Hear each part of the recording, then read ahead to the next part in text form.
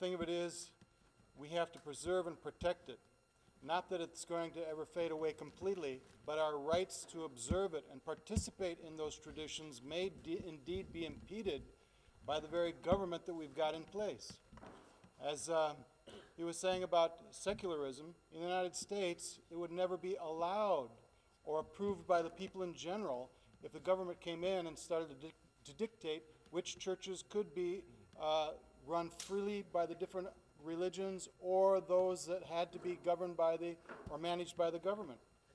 This would never go over completely. It would be like Big Brother coming in, and of course in the United States there would be a big commotion, big outrage, big demonstrations.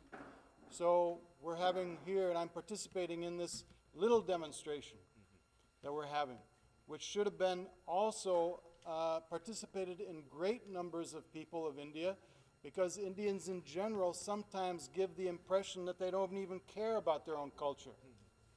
So we want to let people know that those of us in America are appreciating Indian and Vedic culture in particular, and there's more and more people that are adopting different Vedic traditions and beliefs. So if Americans are beginning to appreciate your culture, then it is imperative that you appreciate your own culture, because it's up to you to maintain India as the homeland of a dynamic and thriving Vedic tradition. That's why many of us Westerners come to India. Now, I'm not talking about the older tourists that come to Agra, Delhi, and Jaipur. I'm talking about those of us that are interested in absorbing your culture. Those of us that go to Badrinath, Pushkar, Varanasi, Tirupati, Kanchipuram, those places, because we're interested in absorbing your culture. But it's your culture which makes the temples thriving with authenticity and vibrant with its tradition.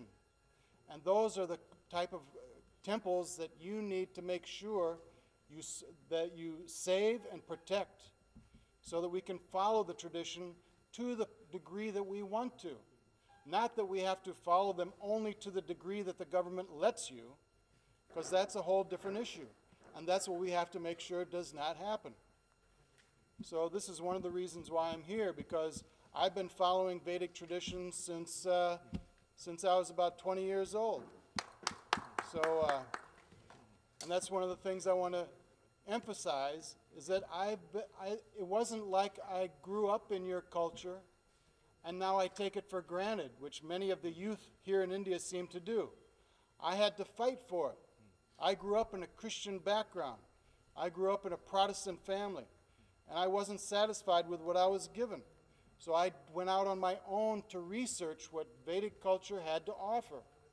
And so after fighting to attain my right and my level of participation, I'm not going to let or want to let anybody take that away from me.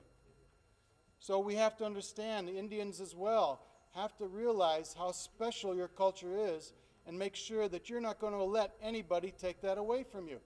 Because if you aren't aware now, if you're not awake now, later on it may be too late. And once it's too late, you'll only realize what you've lost after the fact. So I am here from America trying to convince you all that it's important not to let that happen. Because if I have been upgraded in my life, if I have advanced in spiritual consciousness because of your culture, then you have to realize how many other people around the world have benefited in the same way. You have no idea. In fact, right now there's been a poll in America which shows that as much as 25% of the American population have adopted some form of Hindu belief or practice. And 7.5% of the American population is known to practice yoga tradition on a regular basis. So and it's growing all the time. So if this is the case, then you can only understand how important your culture is for those of us that have adopted it. So we want to encourage you, the regular Indian population, Hindu population in particular, to don't take your culture for granted. Many people are appreciating it. Many people are investigating it.